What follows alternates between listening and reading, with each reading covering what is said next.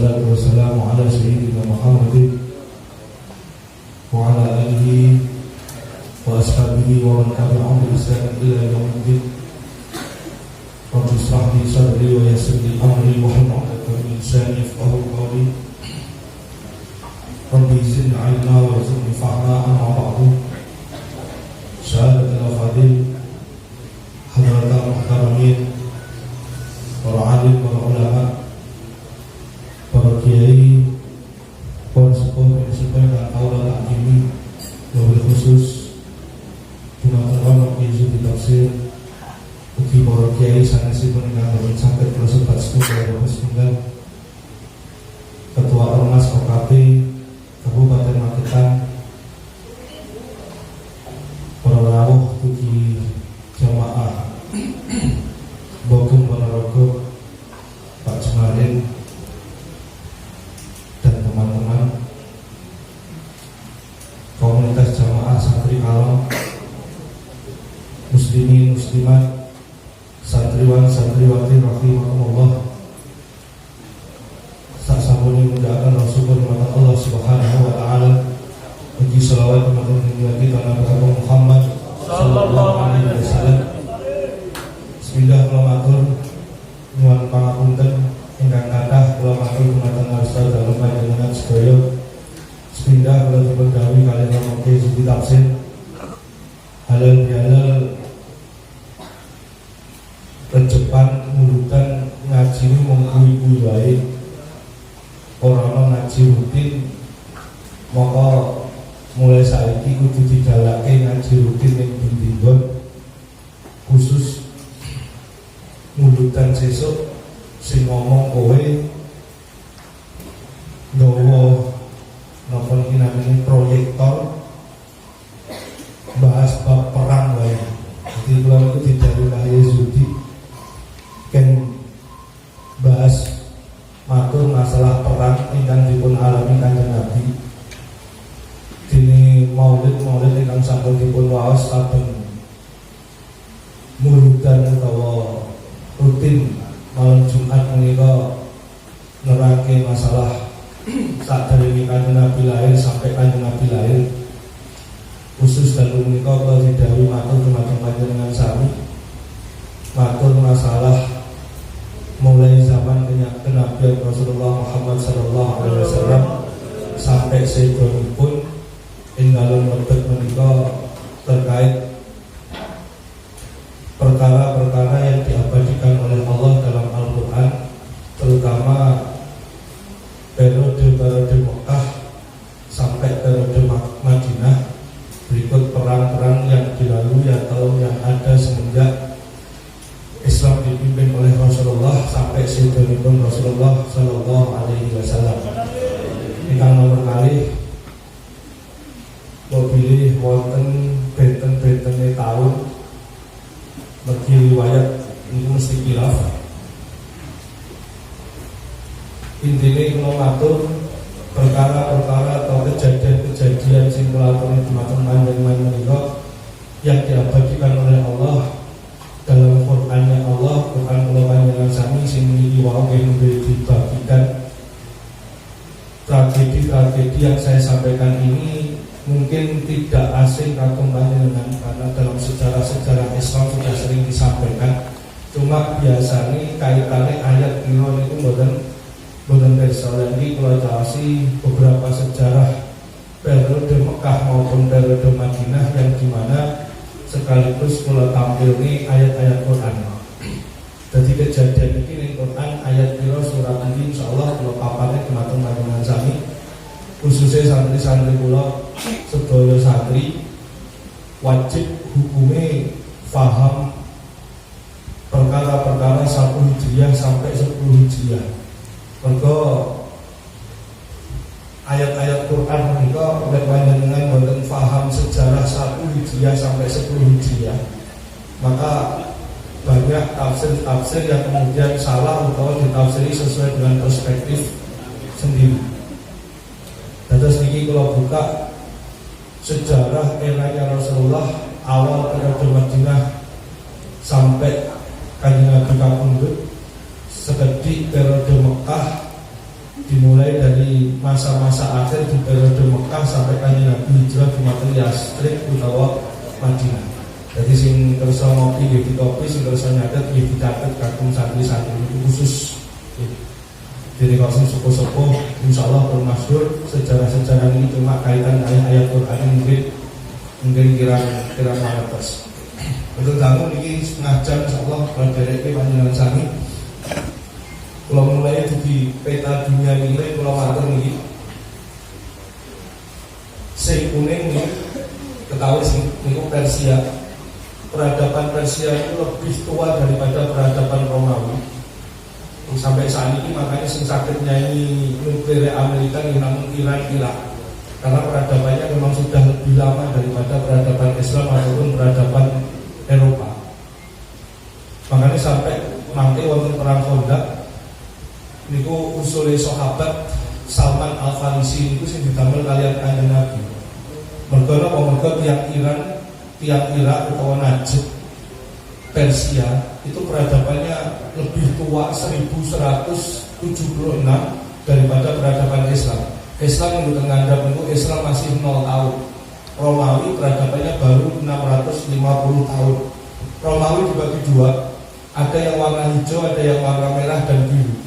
Yang warna merah dan biru itu Romawi Timur, ibu kotanya Konstantinopel.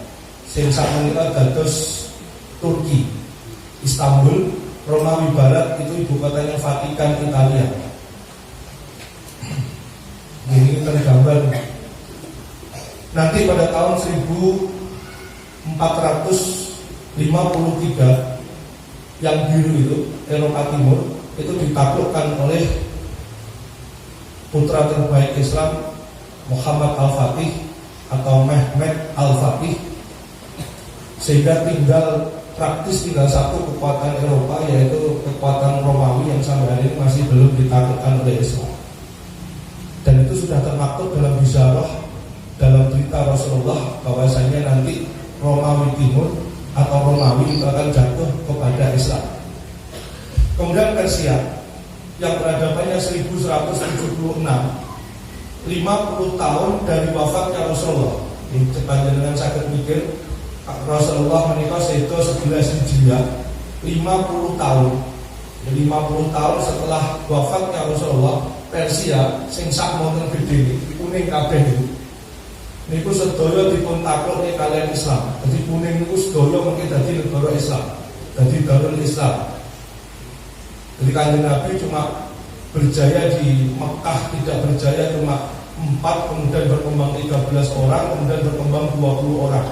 Nanti di tahun ke-12, 13 kerasulannya hijrah ke Yastrib.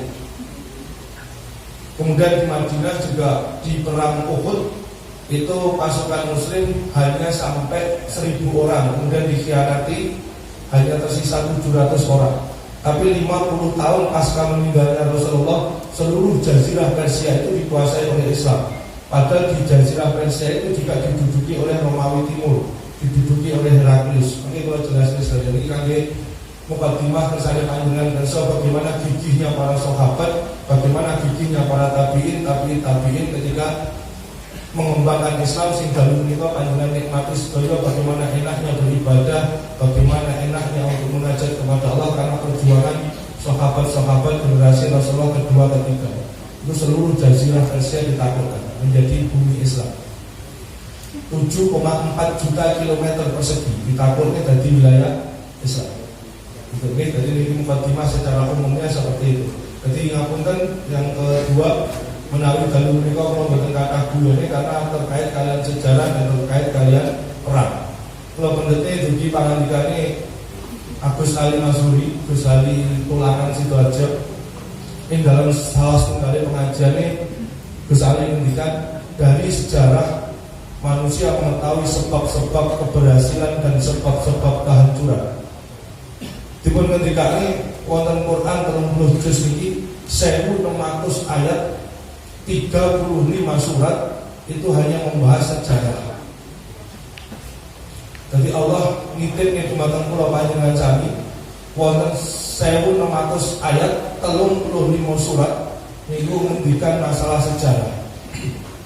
Jadi Quran sing dipun waos kula panjenengan sami sampai dadi tombone ati angen-angen sak maknane niku 1600 ayat tok mawon. Dari 6.666 ayat 1.600-nya berisi sejarah. Ini kangge mukadimah dumateng panjenengan sami kersane mugi-mugi saged nyimak penjelasan sirah nabawiyah sepanjang perjalanan dakwahnya Rasulullah. Ini periode Mekah saya sampaikan singkat karena tidak signifikan ketika Rasulullah di Mekah hanya dari 4 orang kemudian menjadi 13 orang menjadi 20 orang pengikut Rasulullah. Jadi di Mekah Rasulullah secara kuantitas, secara jumlah Rasulullah tidak berhasil di awal-awal dakwahnya, maksimal hanya 20 orang. Badhe merubah tradisi Mekah kangelan.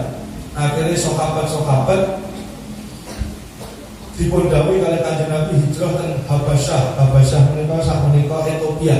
Niku teng Al-Maidah ayat 82. Dipun tugasne dadi juru bicaranya Ja'far bin Abi Thalib, adike Sayyidina Ali, harus berhadapan dengan ahli diplomatiknya kaum kafir Quraisy yaitu Amr bin As. Dan nanti Amr bin As menjadi musuh terakhirnya Sayyidina Ali ketika terjadi peperangan Muawiyah dan ibunya Sayyidina Ali. Sampai kemudian Sayyidina Ali tidak percaya tentang taslimnya Amr bin As, sehingga akhirnya muncul faham-faham Khawarij, faham-faham Murjiyah, faham-faham Syiah. Nanti di akhir generasi kepemimpinan Sayyidina Ali. Nah, ketika hijrah di Habasyah itu dipimpin oleh Ja'far bin Abi Thalib. Dan Al-Maidah berikut tafsirnya panjenengan saged tresani. Kelurahan kula siang kan mulang tafsir lari-lari jadi kula pas nemone ayat-ayat ini. Sasamune ten Habasyah maka praktis Mekah hanya beberapa orang yang menemani Rasulullah. Sampai akhirnya Bai'at Aqabah 1, Bai'at Aqabah 2. Karena dalam Yastrib, dalam Madinah yang sekarang itu ada 4 suku yang tidak pernah bisa akur. Suku Aus dan suku Khazraj yang mereka memiliki sekutu masing-masing. Niku ora iso akur isine wong perang mawon. Akhire wong Madinah niku sumpek, wong Yastrib niku sumpek. Akhirnya ketika tahun haji yang Yastrib niki teng Mekah sekalian haji, yang Yastrib niki kepala suku niki pengen manggihi Kanjeng Nabi. Niku teng At-Taubah ayat 11. Manggihi Kanjeng Nabi kersane napa? Tulung rukunno suku-suku sing ning Madinah. Karena Rasulullah terkenal ketika peletakan Hajar Aswad digelari Al-Amini. Karena berita adil dari Kanjeng Nabi menika, keempat suku yang berada di Madinah ini sowan dumateng Kanjeng Nabi teng Mekah kon ngrukune 4 suku yang tidak pernah bisa akur bertahun-tahun. Sampai teng napa nggih syair-syair Arab itu kata bagaimana perjalanan perang 4 suku ini. Dan itu disairkan setiap hari. Jadi wong Arab sampai hafal perang-perang suku Aus, suku Khazraj. Itu perjanjian Aqabah 1, perjanjian Aqabah 2. Kanjeng Nabi kagungan syarat. Aku belum rukun ning kowe kabeh ning syaratnya kowe mlebu Islam. Yang suku Aus, suku Khazraj ini ketika disuruh untuk masuk Islam pertanyaannya sederhana. Aku oleh apa, Mak? Nek aku melok agamamu. Aku ora iso janjeni apa-apa ning kowe oleh surga. Karena bandingannya tidak sebanding. Wong Yastrib mengetokni bondo tapi hadiah surga niku dikatakan At-Taubah 111.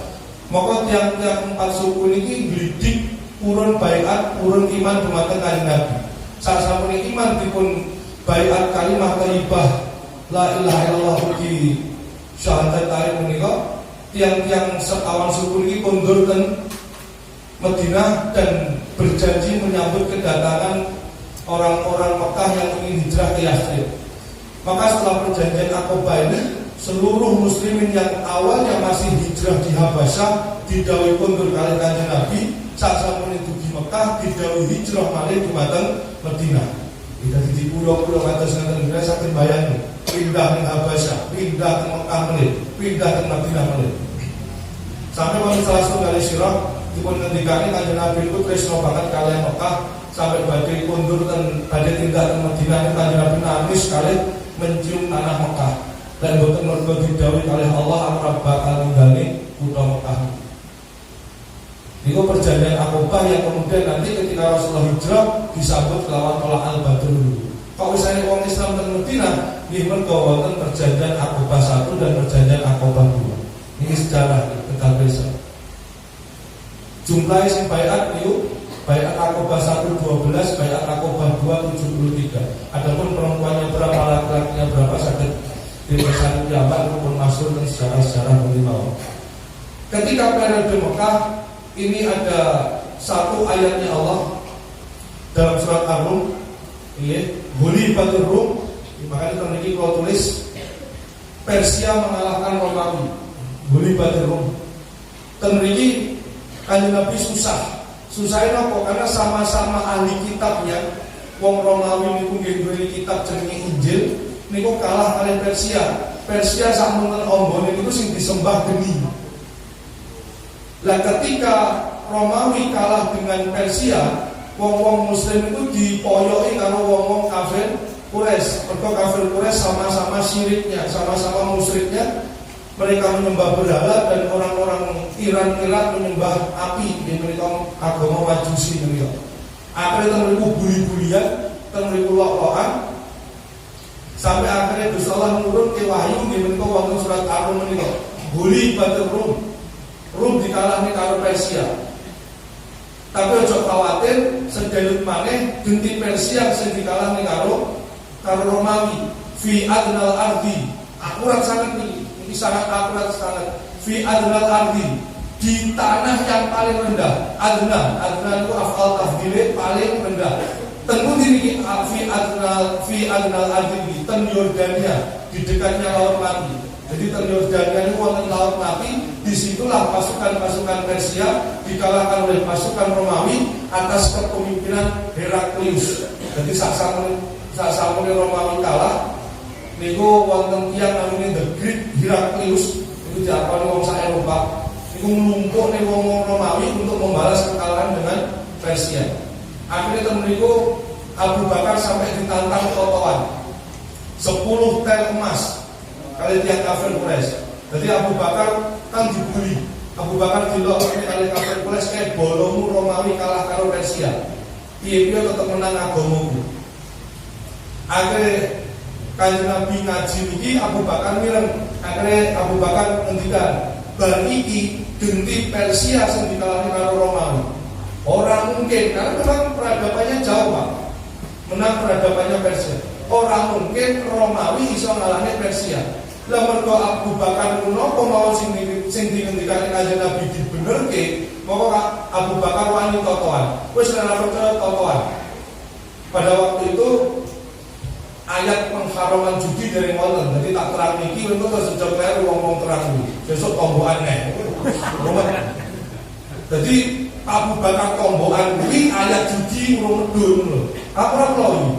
Lha kudu nomor neh. Tak ceritanya urut tinggi. Terus Abu Bakar totoan 10 tel emas.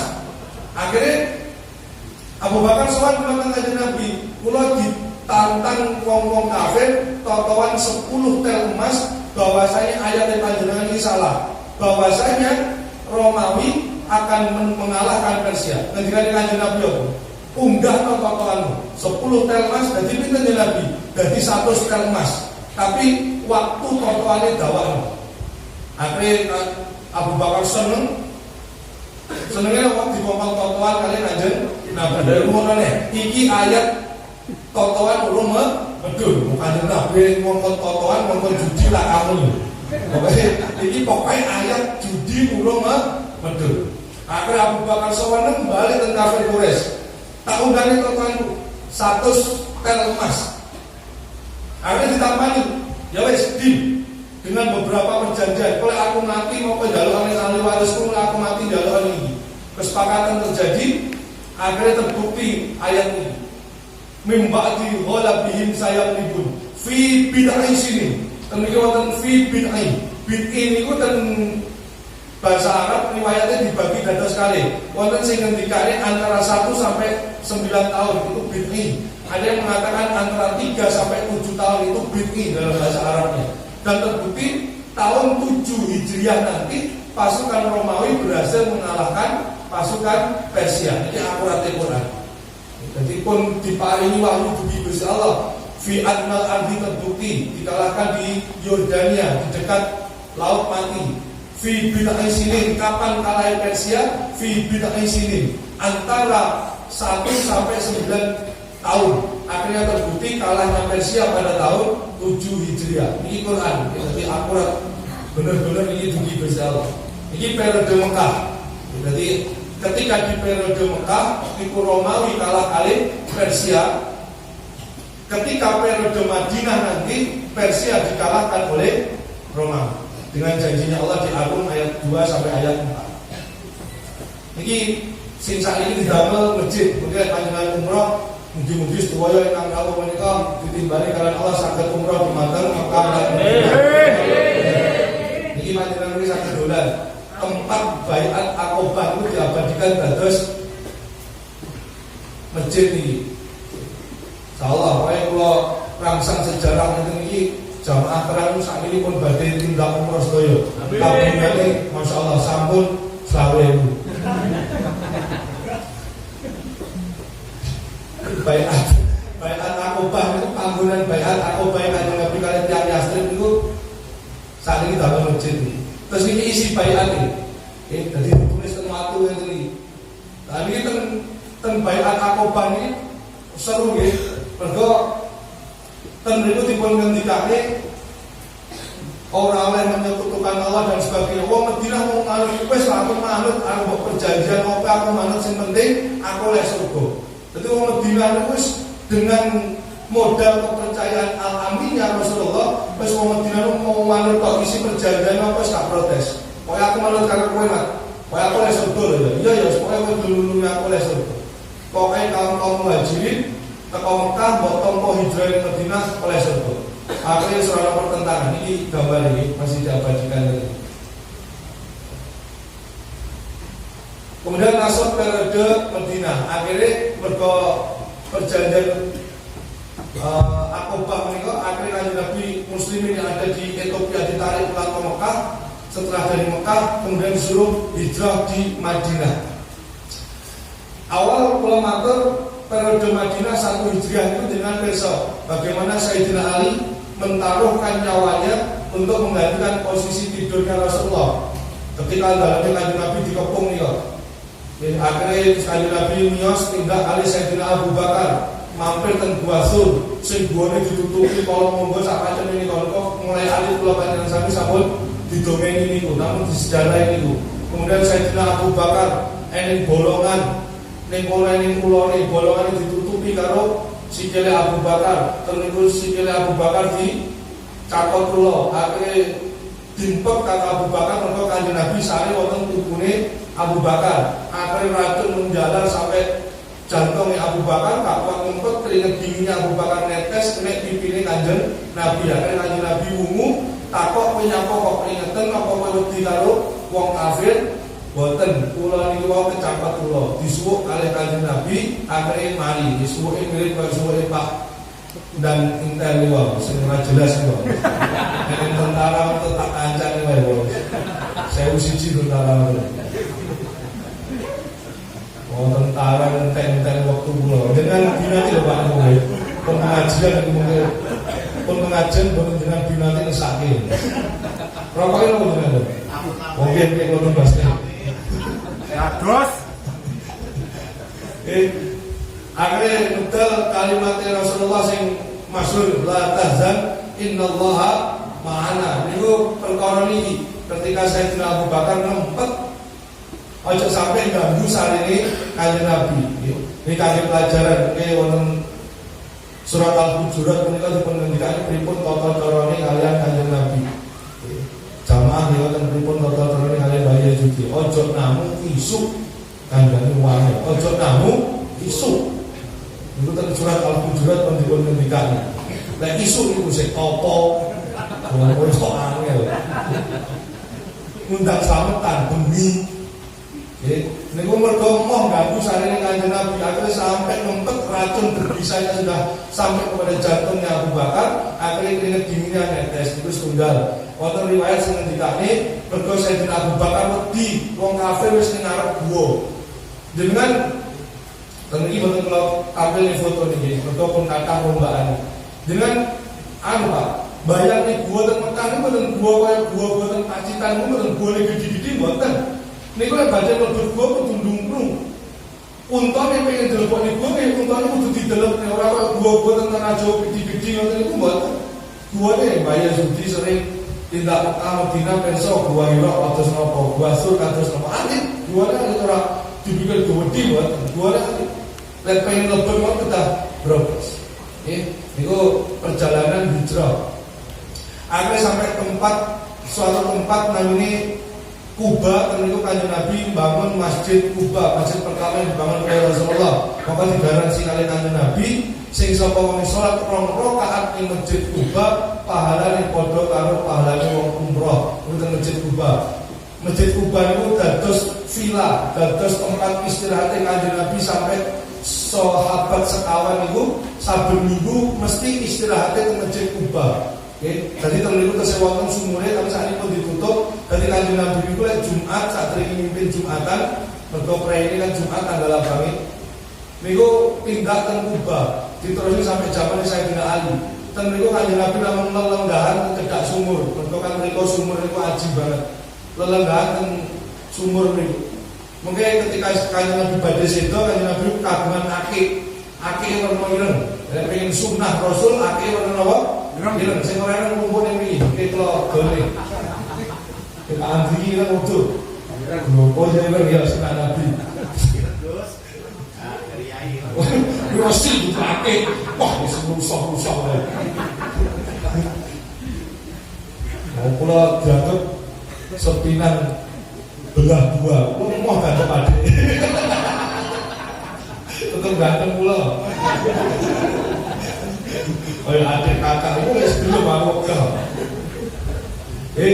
Terus akik itu dipun parisnya kemarin Sayyidina Abu Bakar. Akhirnya ditiru film apa itu preman pensiun itu. Preman pensiun kan Kang Bahar kagungan apa duwe napa akik ireng terus disukane Kang Mus. Niku nggih sejarah ini ketika Kanjeng Nabi kagungan akik ireng, ketika Kanjeng Nabi badhe kapundhut itu dipasrahne dhumateng Sayyidina Abu Bakar. Sayyidina Abu Bakar nggih ngoten, saben minggu niku mesti tempat istirahatnya niku leha-lehane kan teng ndi? Teng Masjid Kuba. Saya sing nulis teng Masjid Kuba. Bukan nulis boten.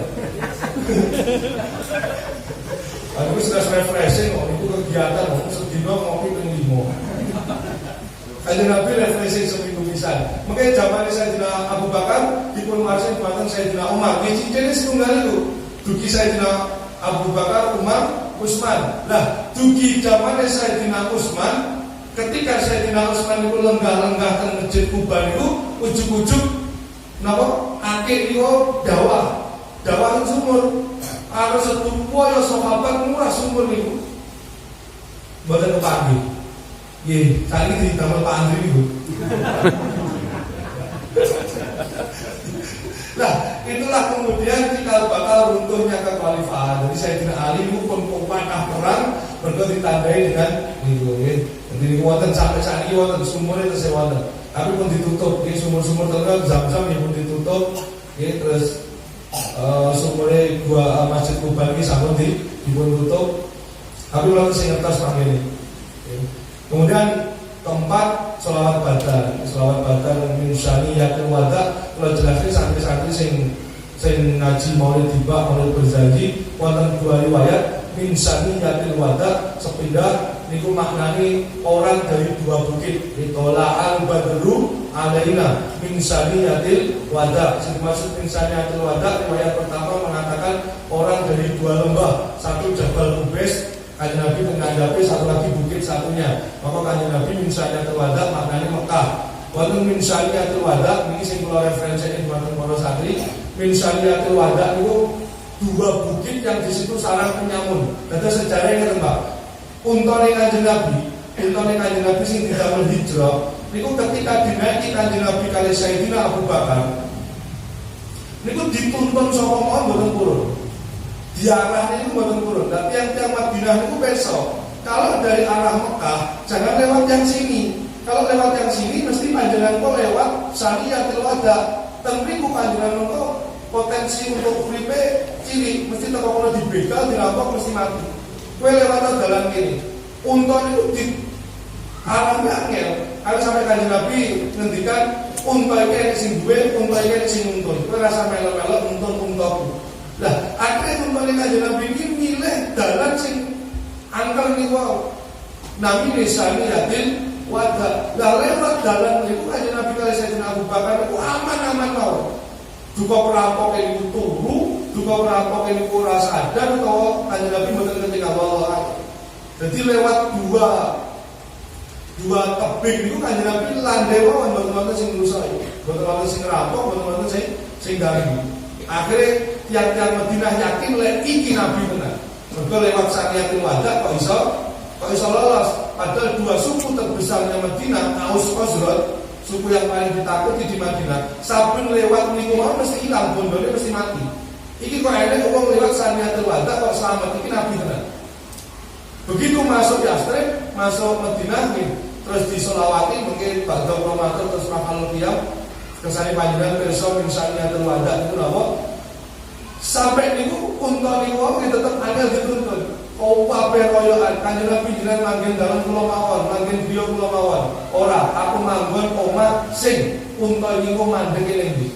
Akhire unta niku makin mandhek wonten daleme Abu Ayyub Al-Ansari. Abu Ayyub Al-Ansari niku sing kula tulis niku makame wonten celak kali Istanbul. Karena Abu Ayyub Al-Ansari niku usianya 80 tahun. Dia ikut ekspansi, dia ikut Muawiyah untuk menaklukkan Konstantinopel. Dikongi ojo melok gak kena kayak nekat melok. Akhirnya Abu Ayyub Al-Ansari urung perang wis mati mergo loro. Lah meninggalnya Abu Ayyub Al-Ansari itu ten daerah paling cedhak kalian Istanbul, paling cedhak kalian Konstantinopel. Maka makamnya Abu Ayyub Al-Ansari kuwata sing jaroi, tapi makamnya mboten ten Baqi, mboten ten Maklah, tapi makamnya Abu Ayyub Al-Ansari itu wonten Istanbul. Ini dari wonten Turki. Lalu putrane Mbah Yazid nomor kali itu terus dolan tentu itu kok makan itu ana ngomong blojo kalau bener. Akhirnya Kanjeng Nabi sampun posisi teng Madinah, terus Kanjeng Nabi damel piagam Madinah. Ini tiang-tiang sing awal-awal hijrah mboten kula jelasne panjenengan saged ngopi, panjenengan saged pahami piyambak, saged maca piyambak, hanya 20 orang yang ikut hijrah pertama. Ini latazan inallah ma'ana sebelah wau. Ini guasun, iguannya ada yang Kanjeng Nabi. Ini piagam Madinah. Piagam Madinah suku Aus, Quraisyah, suku Khazraj, Nadir. Ini koncoan. Suku Aus niku kekancan kalau Quraisyah, suku Khazraj niku kekancan kali Nadir. Jadi Aus kali Khazraj niku wah orang tahu akur. Perang tau. Akhirnya Kanjeng Nabi ndamel namanya piagam Madinah. Inilah sama Hadratus Syekh Hasyim Asy'ari dan para ulama-ulama pendiri bangsa ini mencontoh piagam Madinah kemudian dijadikan Pancasila. Kira jenengan pengen perso sejarahnya begini. Jadi di piagam Madinah itu semua suku bersatu walaupun beda agama. Ketika Madinah itu diserang, maka siapapun wajib membela Madinah. Maka ketika perang Khandaq, wong Yahudi, wong musyrik, wong Islam bahu-membahu jadi satu untuk bikin Khandaqnya. Mergo kena piagam Madinah ini. Jadi wonten 47 pasal mboten kula cantum itu niki. Tapi hasil dari piagam Madinah ini wong Yastrib bersatu. Akhirnya semua yang membahayakan Madinah mereka bersatu padu untuk menghalaunya. Ini akibat piagam Madinah yang nantinya diturun oleh founding father Indonesia di dadane Pancasila. Yang berbicara tentang yang merah. Sing abang itu isinya 47 pasal itu mulai politik, keamanan, agama, sama di mata hukum, perdamaian dan pertahanan. 47 pasal isinya. Munculnya piagam Madinah pada tahun 1 Hijriah. Tahun 2 Hijriah saya akan bayangin Pak pripun rekoso ning Kanjeng Nabi. Tahun 1 Hijriah merumpuni 4 suku besar, berikut sekutu-sekutunya, berikut teman-temannya. Tahun 2 Hijriah pun dijak perang, wis ditantang perang kali wong musyrik Mekah. Perang Badar itu selawe ayat dhewe teng Quran. Jenengan saged bayar iki. Yang saya mengilek kalau wong matur sing boten pas kanthi panjenengan. Jumlah muslimin namung 313. Sing numpak jaran namung kalih. Niki tafsir, niki tafsir sanes Quran. Nek panjenengan pados Quran mboten wonten. Niki tafsir. Dadi nek tafsir itu saged khilaf, saged wonten perbedaan riwayat. Wong 313 sing numpak jaran namung 2, sing gawa pedang namung 6, sing gawa tameng namung 8. Niku kudu musuh 1300 wong yang persenjataannya lengkap, kudanya lengkap, untanya lengkap. Secara rasional, wong muslim orang mungkin menang dalam perang Badar. Akhirnya Kanjeng Nabi istighosa. Nah, istighosa itu maknanya nolak. Nanti saat ini rada kleru maknanya istighosa lek nyuwun. Mergo istighosa niku nyuwun sing nolak. Akhirnya lek boten jenengan menangke perang itu mangke kula wedi lek boten wonten malih tiyang sing nyembah panjenengan. Ini ayat perang, itu ayat kampanye presiden. Jadi kalau atur ini, jadi membaca ayat Quran itu harus paham konteks atau asbabun nuzul. Dan ini ayat perang. Menurut saya ini digone sak nggon menurut saya konteksnya harus jelas. Ya Allah menangkan perang ini karena kami takut kalau tidak engkau menangkan perang ini maka kami takut tidak ada yang menyembahmu lagi. Itu domane Kanjeng Nabi. Niku sampai saya juga Abu Bakar bolak-balik teng hadis Bukhari sampai bolak-balik minggahnya setendange Kanjeng Nabi. Mergo wis dadi ciri khas Kanjeng Nabi, lek nyuwun nemen Kanjeng Nabi niku tangane sampai ngeten lek ndonga. Lek ndonga biasa ngene. Tapi Kanjeng Nabi niku nyuwun tenanan, maksud niku nggih Sahih Bukhari, niku nyuwune sampai tangane tenginggil. Akhire setendange Kanjeng Nabi bolak-balik ceblok. Sampai saya Abu Bakar umpun dengan Nabi sampun jenengan pun Nabi kok. Ndonga mesti dikabuli kali Gusti Allah. Saya Abu Bakar bolak-balik munggahne setendange Kanjeng Nabi. Saking Kanjeng Nabi ini boten tomak kalian kados kula panjenengan sangu. Nabi mesti menang boten. Kanjeng Nabi tetap satu sisi ngenggoni kemanusiaan. Niku tahun 2 Hijriah selesai menang, wong muslimin menang, masih dalam tahun 2 Hijriah kudu perang malih kali namine Bani Khainuqa. Jadi dalam 1 tahun pun perang malih. Mergo Bani Khainuqa sudah melanggar piagam Madinah, maka diusir. Kaum Yahudi pertama yang diusir oleh Rasulullah dari Madinah adalah Bani Khainuqa. Bani Khainuqa sasamune diusir kali Kanjeng Nabi bertempat di suatu tempat yang namanya Khaibar. Nanti tahun 7 Hijriah ditaklukkan oleh Rasulullah. Jadi pertama tiang Yahudi yang melanggar perjanjian piagam Madinah yang pertama kali diperangi oleh Kanjeng Nabi yaitu Bani Khainuqa. Diusir dari Madinah. Ini panggene perang Badar.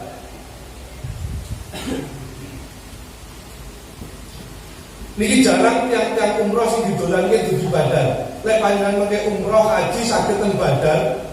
Niku masyhur ketika para kiai-kiai sepuh, wedine Badar niku saged kangge obat napa kemawon. Lah niki urusan bayar judi iki seneng-seneng ngeten iki. Kula promosi ini. Jadi panjenengan mengke saged tindak teng Badar, panjenengan ngasta napa lemahe wedine Badar. Iki kiai-kiai sepuh sering ngendikane wonten maslahah wasilah dugi wedine utawa pasire Badar niki. Jadi jarang niki mesti dijogo polisi. Jadi jarang yang itu saged cedak kaya dene teng Uhud niku mboten. Lek teng Uhud niku jamaah umroh mesti saged cedak saged tawasul teng Sayyidina Hamzah dan kawan-kawan. Tapi teng Badar itu dijogo kali polisi. Jarang saged cedak teng Badar itu jarang. Tapi saged mriko yen kula pesen kula dengan bagai kula. Ini panggene perang Badar dari Yathrib Madinah itu sing bunter itu perang Badar dari Mekah seperti itu. Menang, Islam menang. Ini rincian. 2 Hijriah terjadi 2 perang. Tahun 3 Hijriah perang Malih, perang Uhud dengan peristiwa perang Uhud yang awalnya menang akhirnya kalah. Tapi kalau selalu jelasnya di santri-santri, perang Uhud niku wong Islam tetap menang secara hakikatnya. Jadi aja sampai ngomong kalah, tetap menang. Kenapa kok tetap menang? Karena kita harus mikir secara hakikatnya atau mikir secara ilmu nubuwah. Bagaimana mungkin orang yang dicap kalah tetapi pangkatnya oleh Allah dinaikkan menjadi syuhada? Jadi betul mungkin wong niku lek salah, lek kalah berarti salah. Lek salah orang mungkin pangkatnya diunggahnya jadi syuhada. Jadi cara berpikir hakikatnya seperti itu. Jadi perang Uhud itu walaupun sejarah mengatakan muslimin kalah, kalau menurut isari-isari Uhud tetap menang. Perang Uhud tetap menang karena kita memang sempat menang. Akhirnya Khalid bin Walid pun terbukti akhirnya menyerang dari belakang dan beberapa pasukan pemanahnya meninggalkan perjanjian dengan Rasulullah. Jadi kalau tetap didik santri, perang Uhud itu menang, orang kalah. Mergo napa? Mergo lek kalah berarti salah, lan Gusti Allah orang mungkin dadek nih orang-orang yang gugur di medan Uhud itu sebagai syuhada. Didadek di syuhada, mergo dhek bener berarti Uhud itu menang. Walaupun secara perangnya dohir kalah, tetapi secara hakikatnya menang di perang Uhud. 21 ayat dalam Al-Quran wakah, terutama awal-awal surat Al-Baqarah, Al-Imran itu wakah matur masalah Uhud. Uhud Badar. Pasukan muslimin 1000 orang, pasukan musyrikin 3000 orang. Di tengah perjalanan Rasulullah ditinggalkan 300 pasukannya karena berkhianat. Terus orang mungkin menang, wong 1000 kok musuh 3000. Akhirnya kaum Yahudi, wong munafik itu meninggalkan Rasulullah. Tersisa 700 orang. Ini perang Uhud. Jadi setahun perang, tahun perang Kanjeng Nabi. Makanya sing pirsa ngeten iki terus sholawatan makhluknya diterima tenan. Mergo Kanjeng Nabi hampir tidak merasakan masa-masa kemenangan Islam. Orang rasa seneng Islam. Tahun perang sampai ke perang Uhud ini, Kanjeng Nabi dalam satu riwayat, kalau mireng dalam satu riwayat, Kanjeng Nabi itu mulai menurun kesehatannya itu ya karena perang Uhud ini. Jadi tentu wonten jebakan di mana kudanya Rasulullah terperosok, ada besi yang ada sihirnya dan ada racunnya, nancep dugi rahange Kanjeng Nabi ini tembus sampai dugi napa iki batuk sing tengene Kanjeng Nabi. Jadi besi itu mancep dugi mriki sampai tembus batuk tengene Kanjeng Nabi mriki. Dan baju zirahnya Kanjeng Nabi yang napa niku helm niku sampai mesine nempel saking kalah Kanjeng Nabi. Jadi ketika mencabut napa niki helm Kanjeng Nabi niku Sayyidatuna Fatimah sampai nangis. Mergo ini pun nempel pun gempeng kali wajah Kanjeng Nabi. Ini darah. Maka medal ayat ten Ali Imran Kanjeng Nabi ketika ngeten arep dadi apa? Wong-wong kafir kuwi. Wong aku ki nabi ning Allah kok sampai dipulosoro kaya ngene. Gusti Allah duka. Muhammad urusan iman utawa ora iman dudu urusanmu. Kowe perang wae. Kowe kalah kowe dipulosoro dudu urusanmu wong iman utawa ora. Gusti Allah sampe dukani Kanjeng Nabi. Untuk Kanjeng Nabi sempat nganggep awake penting. Ada diopo wong kafir Mekah niku wani mulosoro nabi Allah kaya ngene. Parah itu Pak. Sampai Rasulullah itu sampai dipun ngendikane sedo. Dari Rasulullah itu dibombardir, dilindungi oleh salah satu sahabatnya namanya Tolhah. Jadi Kanjeng Nabi dipanah, dikepuki, dipedangi. Tolhah itu namung ngekep Kanjeng Nabi ngeten sampai Kanjeng Nabi terperosok di belakangnya sudah tidak ada jalan lagi. Akhirnya Tolhah mriku ndungkrung napa sakniki napa nggih berangkang niku. Tolhah niku berangkang terus Tolhah matur dumateng Kanjeng Nabi. Kanjeng Nabi panjenengan munggah teng gedung kula kersane panjenengan saged meloloskan diri. Niku sahabat, muga-muga bancar nggih ngoten. Allahumma amin. Bancar kawal kiai muga-muga nggih ngoten. Niku sahabat. Sampai samonten. Begitu kondisi kaum muslimin sudah parah kekalahannya seperti itu, posisi Abu Sufyan dengan bangganya berteriak-teriak di Uhud menantang Rasulullah untuk tahun depan perang lagi di Badar. Jadi kaum musyrikin ngejak perangnya tahun ngarep, mergo anggapane wong kafir Mekah posisinya satu-satu. Kowe menang di Badar, aku menang di Uhud. Sampailah pasukannya Abu Sufyan itu di daerah tempat yang namanya Hamraul Asad. Dan Hamraul Asad itu Abu Sufyan mikir, ngapa ya kok Muhammad ra tak pateni pisan. Ile ra tak pateni pisan Muhammad iso gedene agamane. Dugi Hamraul Asad situ Abu Sufyan pengen balik ke Uhud meneh. pengen mateni Kanjeng Nabi mulai.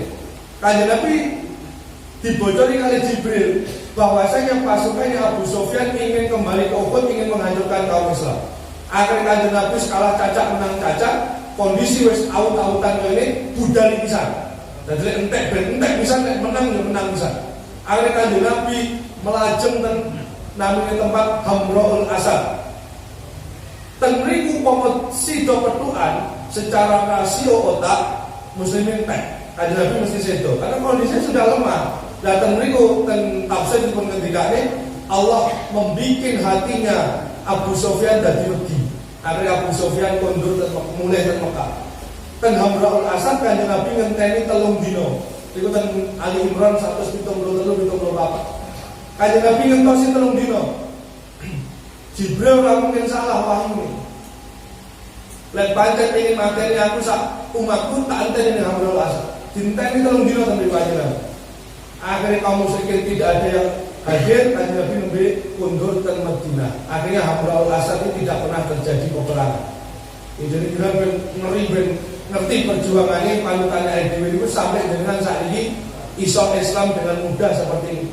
Orang bungak-bungok solawatan tanpa ngertos perjuangannya.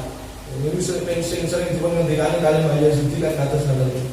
Ditambah perang setunggal namanya perang Bani Asad. Ketika tahu Rasulullah kalah dalam perang Uhud, maka Bani Asad, pimpinan musyrikin yaitu Khalid bin Sufyan, niku pengen ngejur Madinah. Kanjeng Nabi dawuh sahabat namanya Abu Salamah, perang. Lah kondisi tesih kados ngeten nggih, perang, pokoknya wani perang. Lalu terjadi peperangan dan dimenangkan oleh pasukannya Abu Salamah. Khalid bin Walid dari Tegal tadi. Jadi setahun perang pentelu kondisinya kayak ngoten. Dan setelah perang Uhud sik wonten perang malih namanya Hamraul Asad, tidak terjadi peperangan, dadi perangnya namanya Bani Asad. Kanjeng Nabi perang jelas Pak, Islam Kristen atau Islam musyrik jelas. Ini lokasinya perang Uhud.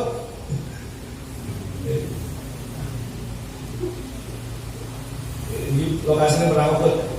Kali di gerbang Uhud nih, dan menyesakan untuk makam Uhud ya. Jadi tawasul di Bogo. Tahun sekawan, jadi kurang 6 menit. Sabar ya. Tahun sekawan dimulai kawan perang Bani Nadir.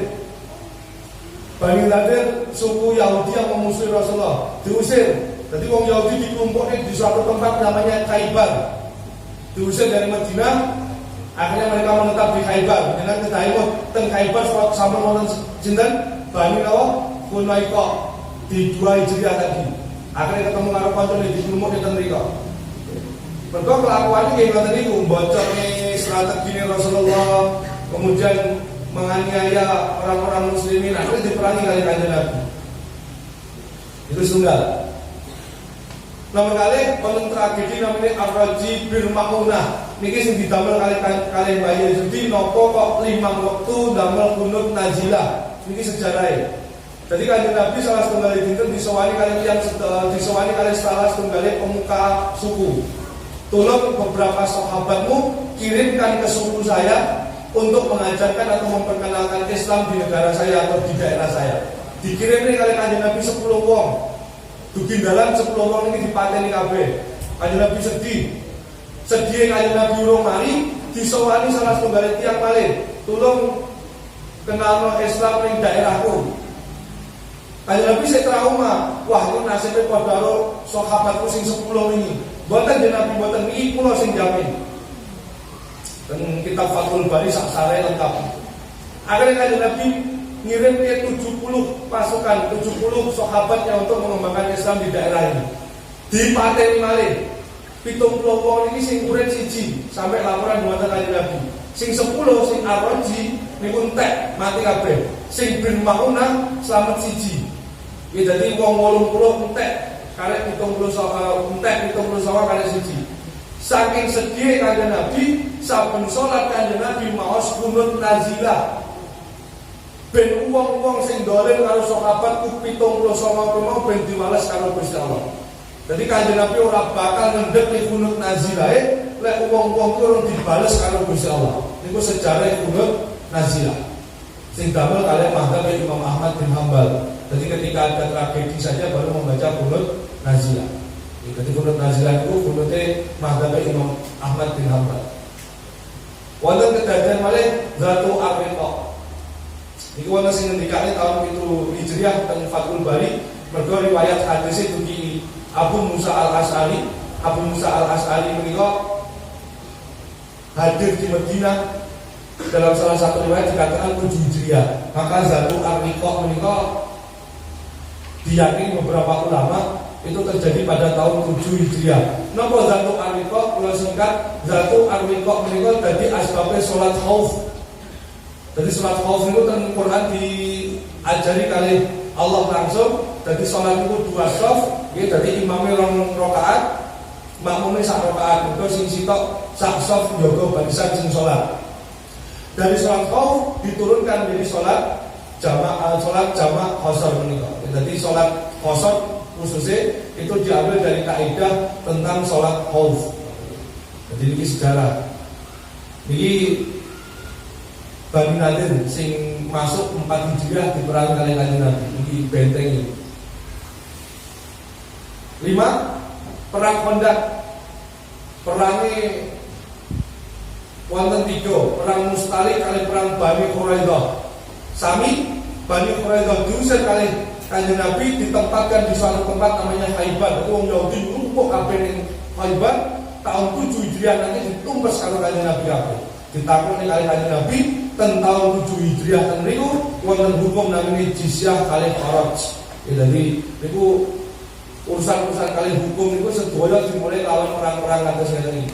Perang Khandaq niku kula dudohi Khandaqe sakmenten iki. Gambarnya kados ngeten iki, sing biru niku namanya Khandaq.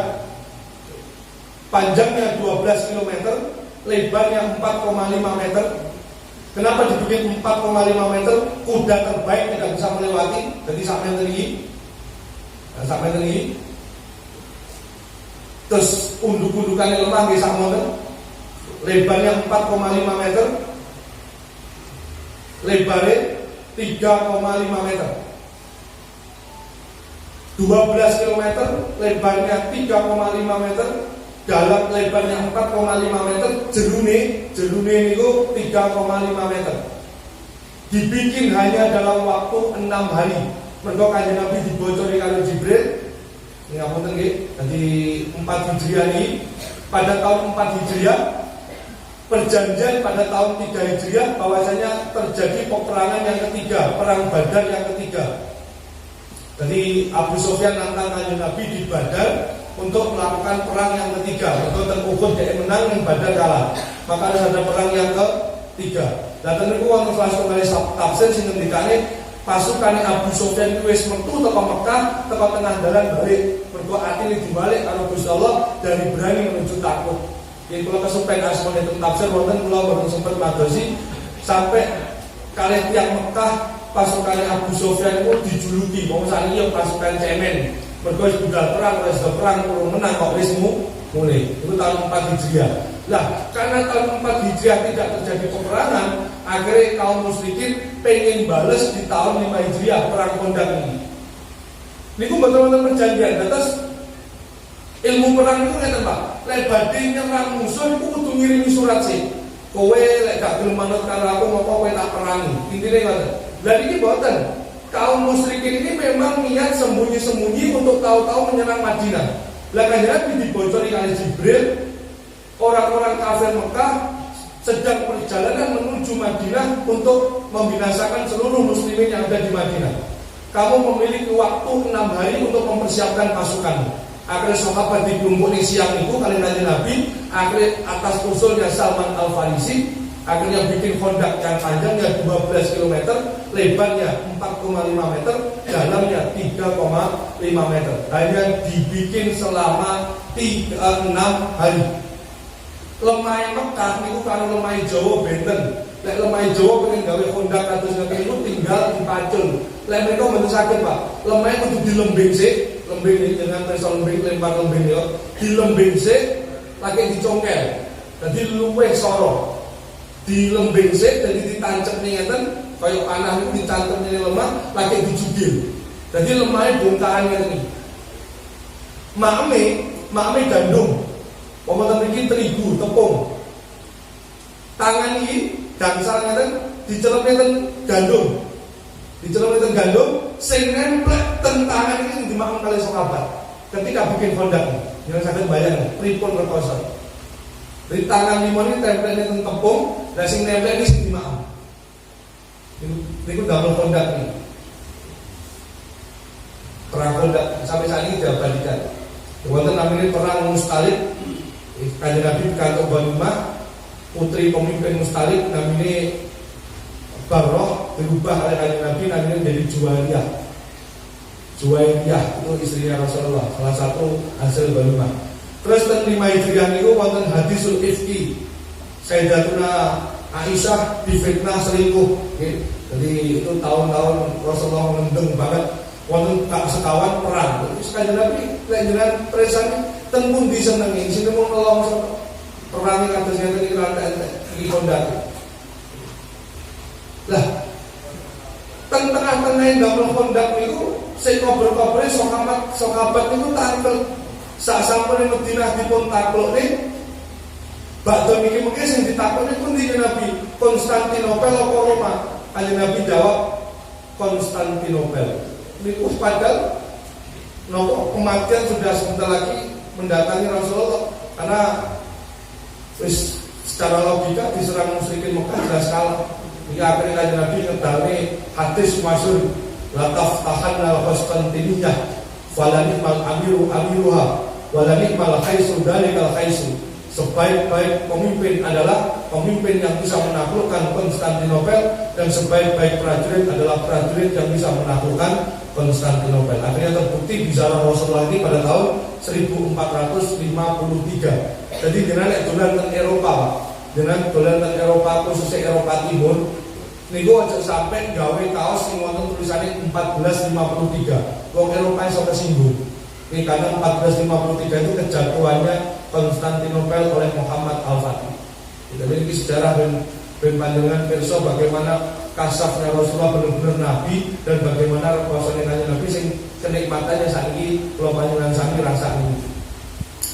6 Hijriah nilai bayar Yahudi ngendikane niki proses-proses lahirnya Thariqah. Wonten Bai'atul Ridwan, wonten Bai'at Hudaybiyah. Wonten Quran surat Al-Fat ayat 1 sampai 20 sampai 18 itu berbicara tentang Bai'atul Ridwan.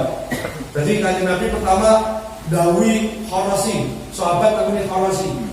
Omongno wong kafir Mekah, lek aku lan kaum muslimin Madinah arep umroh. Dugi Mekah Kharasi ini dipateni. Akhirnya Kanjeng Nabi dawi Sayyidina Utsman bin Affan. Sayyidina Utsman bin Affan disandra selama 3 hari. Tahun 6 Hijriah ini Kanjeng Nabi diwiwiti kelawan ngipi rumiyin. Jadi Kanjeng Nabi ngipi didhawuhi kalian Allah umroh. Akhirnya Kanjeng Nabi ngendeng pokoknya ini kudu budal umroh. Akhirnya Kanjeng Nabi dawuhi Kharasiyin, ternyata dipateni. Akhirnya Kanjeng Nabi dawuhi Utsman bin Affan. Utsman bin Affan kali kafir Quraisy ditahan 3 hari. Akhirnya muncul isu bahwasanya Utsman bin Affan sudah dibunuh oleh kafir Quraisy. Lah ketika mendengar kabar bahwa Utsman bin Affan dibunuh oleh kafir Quraisy, maka Rasulullah melakukan Bai'atul Ridwan yang isinya apapun yang terjadi, pasukan ini tidak ada yang meninggalkan satu dan yang lainnya. Pokoknya pasukan ini sampai mati membela Rasulullah. Itu namanya Bai'atul Ridwan. Akhirnya ketika Rasulullah menuju suatu tempat, di situ batas tanah haram dan halal, saat ini di dalam tempat miqat namanya Hudaybiyah. Tentu Kanjeng Nabi ditahan oleh orang kafir, tidak boleh melakukan umroh tahun ini, harus tahun depan. Itu namanya Bai'at Hudaybiyah. Jadi maca maulid itu cerita Kanjeng Nabi sadurunge lahir sampai lahir. Niki kalau caosnya dumateng panjenengan dawuh Bayi Yahudi proses kenabiannya Rasulullah Muhammad sallallahu alaihi wasallam sampai dugi sedon. Niki Bai'at Hudaybiyah. Rata-rata jamaah haji itu mendet mikot niki. Lek dugi Madinah namine mikot Ibn Ali bin Khulaifah, mengke Jirona dan wonten-wonten Tanqim Hudaybiyah. Hudaybiyah itu mesti sering didamel mikot perbuatan memiliki wonten sejarah besar yaitu Bai'at Hudaybiyah atau Fathul Hudaybiyah. Ini pakaiannya saat ini diabadikan dalam sejarah ini Bai'at Hudaybiyah. Akhirnya salah satu isi dari Baiat Hudaybiyah itu adalah tidak ada gencatan senjata selama 10 tahun. Lah, waktu 10 tahun ini kali Kanjeng Nabi didamel mengirimkan delegasi-delegasinya untuk mengajak presiden-presiden yang ada di luar Arab untuk masuk Islam. Salah satu sahabat Rasulullah yang didhawuhi Rasulullah ngirim ke surat untuk ajak-ajak mlebu Islam niku di suatu tempat yang namanya Mu'tah niku niku dipateni.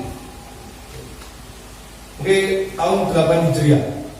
Jadi dampak dari perjanjian Hudaybiyah itu sahabat Kanjeng Nabi kathah sing dipun budale supaya ngirim surat. Apa isi surat itu? Ngajak presiden-presiden itu mlebu Islam. Ternyata delegasi Rasulullah ini banyak yang dibunuh di tengah jalan. Salah satunya dibunuhnya di suatu tempat namanya Mu'tah. Mungkin tahun 8 Hijriah buat jelasnya. Akhirnya terjadi perang Islam dengan Romawi. Tahun 7 Hijriah terjadi penaklukan Khaybar. Suku-suku Yahudi yang sudah dikalahkan oleh Rasulullah itu delik kabeh panggone teng Khaybar. Disinilah muncul hukum kharaj jizyah, pajak. Kharaj itu pajak tanah, jizyah itu pajak awak. Lemah Darul Islam tapi sing nggoni wong kafir. Kowe oleh nggoni tapi syaratnya kowe bayar jizyah lan kharaj satu. Kemudian ada hukum-hukum masalah pertanahan. Jadi hak sewa, kemudian lemahku garapan modalnya teko aku mudharabah, musyarakah itu hasil dari penaklukan Khaybar. Kemudian berperso turunan-turunan hukum Islam itu dimulai dari peperangan-peperangan atas yang ini.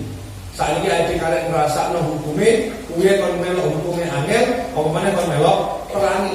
Jadi ada ini kalian taslim gimana hukumnya, tapi lo angel. Itu tahun 7 Hijriah. Qurannya surat Al-Fat ayat 20. Lah, pada tahun 7 Hijriah ini yang saya sampaikan di awal tadi, gantian Romawi berhasil mengalahkan Persia. Dia memiliki pemimpin yang baru, orang Eropa mengatakan The Great Heraclius. Lah, ketika ini ceritanya lawan, kalau tulis ini, ketika Heraclius itu menang kalian Persia, dia bawa salib, karena salib ini pernah direbut oleh orang Persia. Akhirnya salib ini dibawa dari Heraclius, gede salibnya. Begitu sampai Palestina, begitu sampai depannya Masjidil Aqsa, salib ini ditancap dengan Heraclius. Heraclius sujud dengan salib itu, bersyukur kepada Tuhan Heraclius. Ketika Heraclius tasih sujud, niku wonten pasukannya sing sowan. Pak Sultan niku wonten surat. Nggih menika surat Kanjeng Nabi Muhammad sallallahu alaihi wasallam. Jadi kowe dijak iman ning wong sing jenenge Muhammad niku surat itu dugine ketika Heraclius sujud tengah ngajenge salib di depan Masjidil Aqsa di tahun 7 Hijriah. Ini benteng Khaybar sing takone Kanjeng Nabi. Ten mriki Kanjeng Nabi iki ngedali suweke melih. Penaklukan Khaybar iki sesuk sapa sing nggawa panji Islam dirahasiakan karo Kanjeng Nabi. Kanjeng Nabi itu boten tahu-tahu merahasiakan siapa yang memegang panji Islam. Tapi ketika penaklukan Khaybar niki didelik nih. Ini didelik nih. Sesuk sapa sing nggawa panji Islam didelik nih kali Kanjeng Nabi. Akhirnya begitu besok pagi menjelang perang, Kanjeng Nabi ngumumne sapa sing berhak nyekel panji Islam. Sing berhaknya kalau menika Sayyidina Ali bin Abi Thalib karamallahu wajhah. Ten mriku Sayyidina Ali mboten wonten, dadi Paris ngaten iki ora iki sing digateni karo Kanjeng Nabi. Kanjeng Nabi ngomong goleki mantune, endi mantune? Sing jelas mboten melis. Ali mboten wonten den Nabi. Waktu itu Sayyidina Ali sakit, nggih pemesan iki gamane belen. Dadi motornya Sayyidina Ali belen. Kon rene. Mboten saged Nabi sakit, wis kon rene. Akhirnya Sayyidina Ali ditimbali kali Kanjeng Nabi, ten mriku Sayyidina Ali disebul, disuwuk, didoni kali Kanjeng Nabi. Waras sesuk. Sing loro moto entuk bayi judi. Didoni kok. Tambah mloyong. Mari Sayyidina Ali langsung mimpin pasukan dengan membawa panji Islam. Takluk Khaybar. Takluk pasukannya mboten wajrane nggih. Walaupun di situ tidak ada. Ketika benteng ditakluk, maka seluruh jazirah Khaybar ini dikuasai Rasulullah. Tetapi wong-wong Yahudi mboten diusir. Kon garap tanah Khaybar yang bagi hasil kali Kanjeng Nabi. Makanya muncul konsep mudharabah, hukum mudharabah, muncul hukum musyarakah itu penaklukan Khaybar ini. Wong Yahudi sik dioleh manggon kene, Pak. Kapan wong Yahudi diusir teko Khaibar? Nanti pada zamannya Sayyidina Umar bin Khattab. Napa kok diusir? Wong Yahudi Khaibar niki nyantet putrane Sayyidina Umar yang menika Ibnu Umar. Jadi Ibnu Umar itu disantet kalian wong Yahudi sing teng Khaibar. Saking nesune Sayyidina Umar, wong Yahudi sing manggon teng Khaibar itu diusir kabeh lan minggat teko Khaibar. Iku cikal bakal Madinah resik teko wong Khaibar, teko wong Yahudi. Ini pasca kepemimpinan Sayyidina Umar bin Khattab. Itu jadi Ibnu Umar yang nanti kesantet. Jadi orang ning Jawa tok sing santet-santet kan. Kanjeng Nabi yang nanti disantet. Tahun 8 Hijriah niki Fathul Mekah, tepatnya 10 Ramadan 8 Hijriah. Meh mirip karo kemerdekaan Indonesia yang menika tanggal 8 Ramadan nggih tahun 1945. Kalau Fathul Mekah, penaklukan kota Mekah 10 Ramadan, Indonesia merdeka 8 Ramadan. 10.000 pasukan tanpa perang.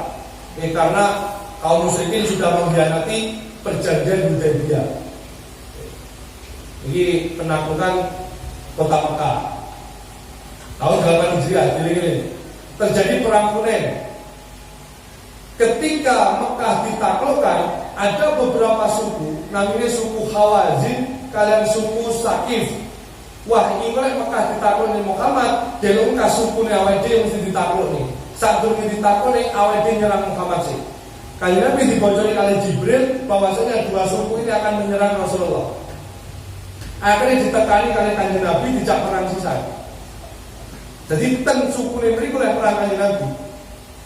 Ten perang Hunain iki meh kalah mergo wong Islam ujug rumangsane akeh, lek akeh mesti menang 10.000 teko Madinah ditambah penaklukan Mekah 2.000, total pasukan Islam adalah 12.000. Pasukan Hawazin dan Sakif tidak sampai seperti itu jumlahnya. Wah, ini secara jumlah menang, mesti menang ini. Mergo ujug Islam meh kalah ten perang Hunain. Akhirnya tokoh Sayyidina Ali bin Abi Thalib kalian pamannya gini kalau Sayyidina Abbas ngumpulin pasukan sing kocar kacir, akhirnya sampai bisa memenangkan perang Hunain ini. Ini kok Abu Sufyan mulai kianat. Abu Sufyan menyekel tali kekang untone utawa jarane Kanjeng Nabi. Sampai Abu Sufyan diabadikan sampai saat ini. Dan perang Hunain ini Abu Sufyan ngomong, umat Islam bakal melayu sampai tepi pantai, maksudnya kalah telak. Ternyata Allah berkehendak lain. Atas kelihan Ali bin Abi Thalib kalian paman Sayyidina Abbas, Islam menang dan perang Hunain 8 Hijriah. Masehinya 629. Ini lembah Hunain ini tempat perang ini. Lah, napa kok kalah?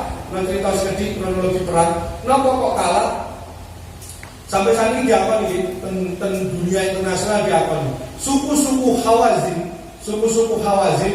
itu suku-suku yang mahir untuk memanah dan melempar pisau. Jadi suku Hawazin itu dolanan belaki itu Pak. Itu petis, meriki jarak sekian ngoncane belaki itu pasti tepat. Itu keistimewaan dari Allah suku Hawazin. Lah, ketika perang Hunain itu pasukan pemanahnya suku Hawazin itu ditempatkan di atas bukit itu. Niru Rasulullah di perang Uhud. Jadi ketika pasukan muslimin datang, sekali mana itu kondur itu Pak. Entek pasukan muslimin entek, rola sewu entek. Dipanai di dhuwur. Terus pada tahun masih 8 Hijriah, Heraklius mergo disurati kali Kanjeng Nabi wau, teng ngajengi pasukane surate Kanjeng Nabi disuwek.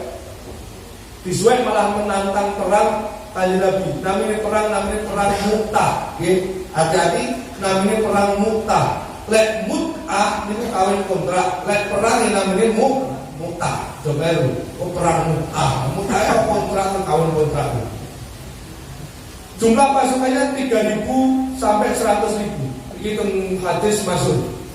Nah, ten mriki contone Kanjeng Nabi niku lek sapa sing nggawa panji Islam niku wis ditentokne mulai awal. Di sini kekasafan Kanjeng Nabi medal malih jenenge Nabi. Panji Islam pertama dibawa oleh keponakan saya, Ja'far bin Abi Thalib. Kalau Ja'far bin Abi Thalib mati, maka diteruskan kepada anak angkat saya, yaitu Zaid bin Haritsah. Kalau Zaid bin Haritsah meninggal, maka diteruskan kepada Abdullah bin Ruwaha. tiga-tiga ini mati tenan Pak pas perang ini. Jadi kenabian atau kekasafan Rasulullah benar-benar terbukti. Akhirnya Abdullah bin Rawahah mati. Jadi perjuangan Ja'far, perjuangan Zaid ini luar biasa tentang sirah Nabawiyah digendikane. Kayak Zaid bin Harithah ini, niku nyekel panji tangan tengen. Niki tel Pak. Ke pedang tugel tel, panji dicekel tangan kiwa. Tangan kiwa niki tugel tel, disompetne ten sabuk ini. Teng sirah Nabawiyah digendikane berapa tebasan pedang yang kena kepada Ja'far dan Zaid bin Harithah. Akhirnya panji Islam tumbang. Ini ceritanya perang Mu'tah ini penjenan ngeri ini perang Mu'tah. Ketika panji Islam ini jatuh, maka Islam sudah hampir pasti kalah. Maka panji Islam diambil oleh Sabit bin Arqam. Sabit bin Arqam ini sampai sampai tahun 8 Hijriah tidak ada nama Khalid bin Walid. Padahal itu panglima perang Islam yang masyhur terkenal ratus-ratus. Tidak ada kata, tidak ada kalimat Khalid bin Walid. Khalid bin Walid itu munculnya gini tahun 8 Hijriah pada perang Mu'tah. Ketika panji Islam jatuh, diambil oleh Sabit bin Arqam. Sabit bin Arqam ini ngerti bagaimana lihainya Khalid bin Walid. Kalau ceritanya perang ini benar benar. Maka panji Islam ini diserahkan oleh Sabit bin Arqam kepada Khalid bin Walid. Pasukan Islam jelas kalah, 3.000 melawan 100.000 pasukan. Maka ketika panji Islam dipegang oleh Khalid bin Walid, maka Khalid bin Walid dengan kelehannya perang, pasukan Islam corone Pak teng sirah Nabawiyah dipengendikannya dengan mirengi. Pasukan Islam yang tinggal sekedhik ini dijejel oleh Khalid bin Walid. Jadi pasukan Islam kadang tinggal 10.000, itu kan ngumpul dari siji ngene. Khalid bin Walid dipencang, jadi tumpuh sepanjang pantai ini dari pasukan Islam toh. Pasukan berkudanya juga disuruh berjanjang bersaf. Saat sampai berjanjang bersaf, maka seluruh kudanya itu kakinya harus digerakkan. Itu Al-Quran diabadikan oleh Allah. Seluruh kudanya kakinya harus digerakkan. Dari gerakan kakinya kuda ini akhirnya muncul debu atau muncul bleduk yang Jawa ngomong. Lah mergo bleduk niki munggah, akhirnya wong Romawi niku mikir wong Islam niku oleh bola bantuan. Akhirnya pada perang Mu'tah ini Romawi mundur. Jadi Khalid bin Walid pada perang Mu'tah itu betul sampai bacokan. Dia hanya mengatur bagaimana pasukan Islam yang tinggal sedikit ini menjadi terlihat banyak motivasi yang muncul dan berani berperang lagi. Maka pasukan Islam sing rumbul disoft nih dari dawa sepanjang pantai, jalan sing tersisa kon obah kabeh sikile, akhirnya munggah duduke wong Romawi mikir Islam mendapatkan bantuan dari luar. Akhirnya wong Romawi mundur. Maka perang Mu'tah dikatakan kemenangan ada di pihak Islam. Akhirnya yang keempat perang Taif. Sisa-sisa orang yang melarikan diri dari perang Hunain diuber kali kanjeng Nabi namanya perang Taif. Ini lokasi perang Mu'tah.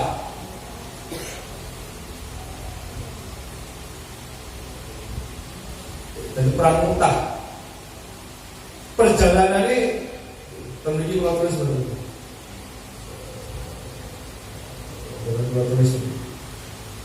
Perjalanan ini meriki dugi Banten. Perang Mu'tah itu perjalanannya sini sampai Banten.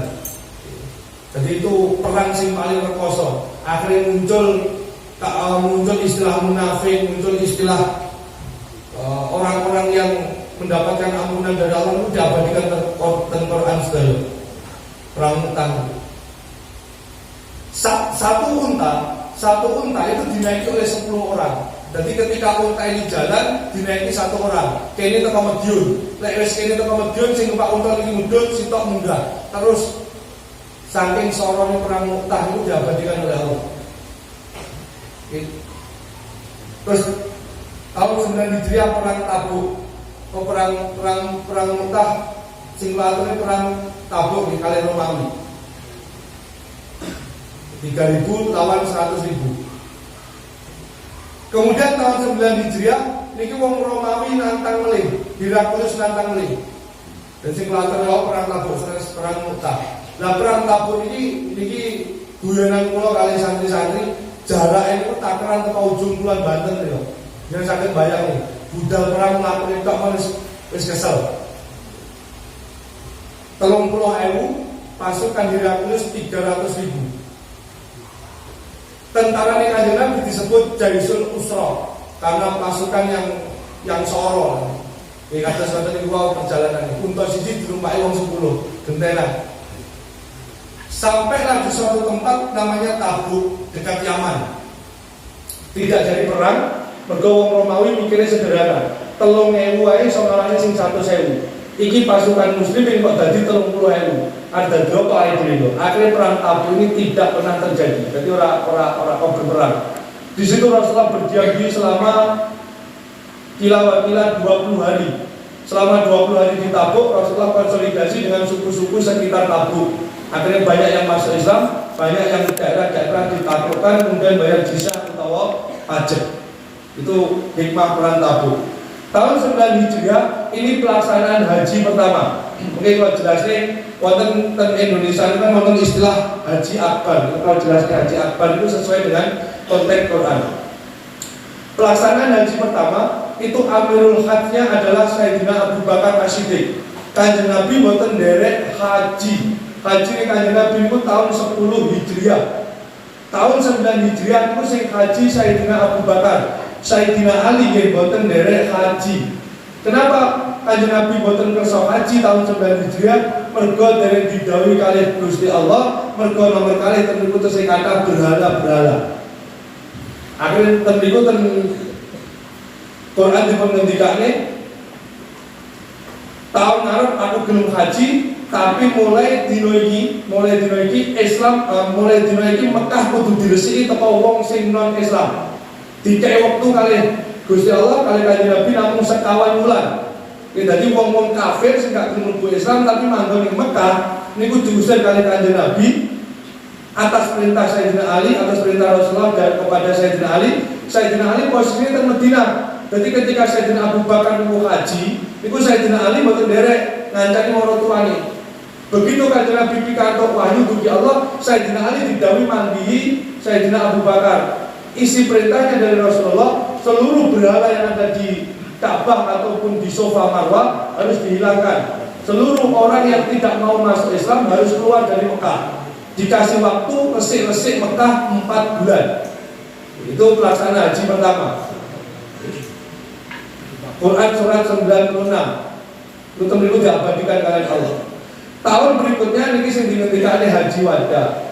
Lawan ayat al-yauma akmaltu lakum dinakum wa atmamtu alaikum nikmati wa raditu lakumul islama dinan.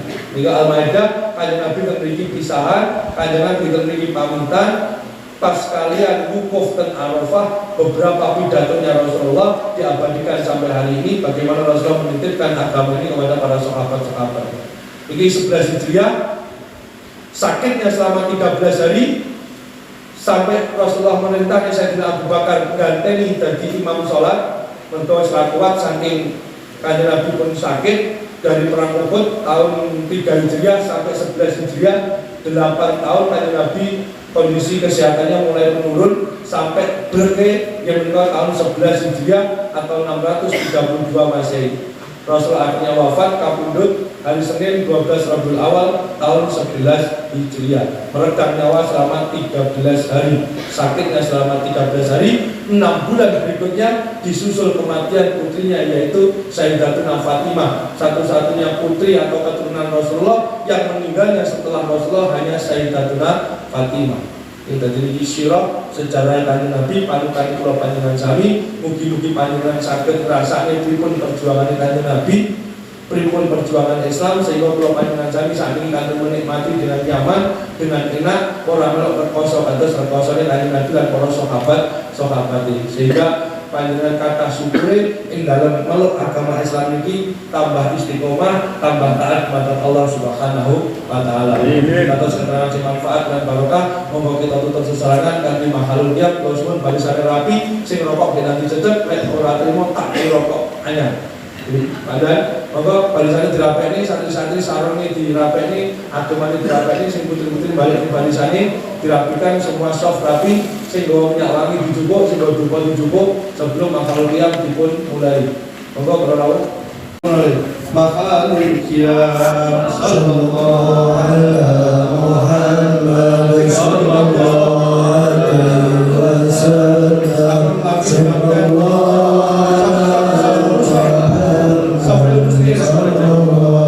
عليه وسلم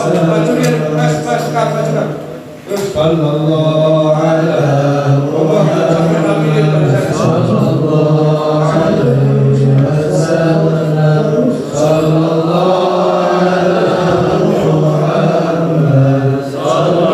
الله عليه وسلم صلى الله على محمد صلى الله عليه وسلم صلى الله على محمد صلى الله عليه وسلم.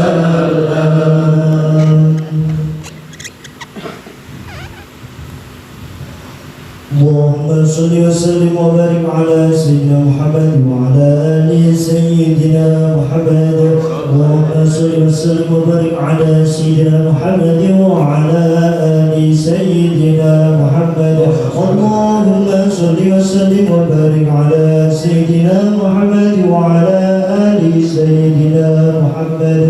السلام عليك يا أيها النبي ورحمة الله وبركاته. السلام عليك يا أيها النبي ورحمة الله وبركاته.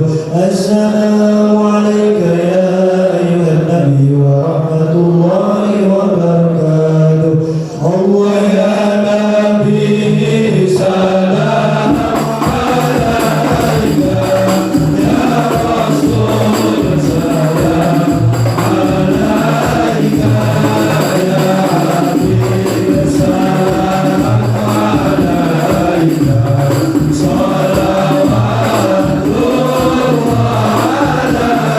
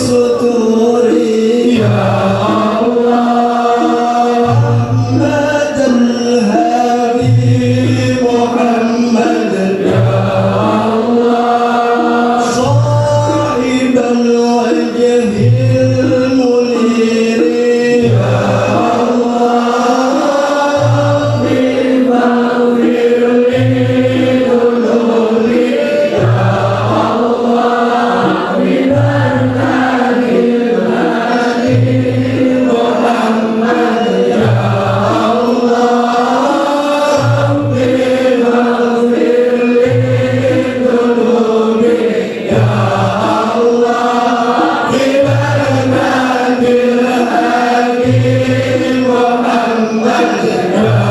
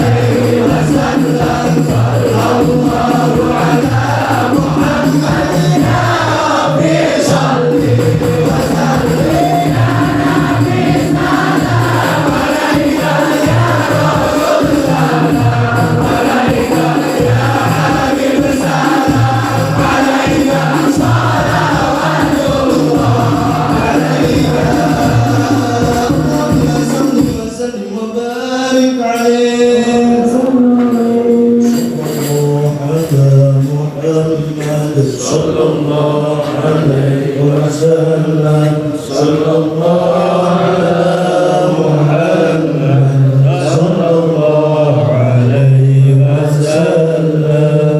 Kangen kita sedok kalian Kanjeng Nabi ya. Kangen kalian Kanjeng Nabi. Monggo manunggal dados setunggal. Nek kita kangen Kanjeng Nabi. Kula kangen sangat Kanjeng Nabi.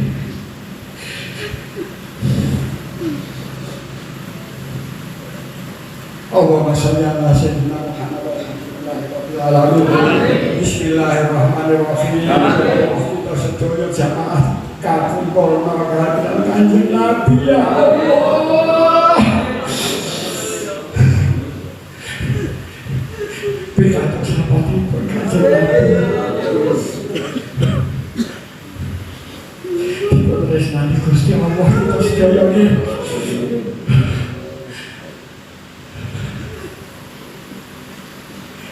Kados mawon perjuanganipun.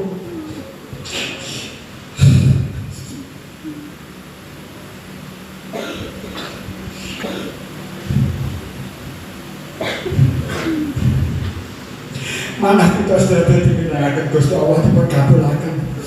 Amin.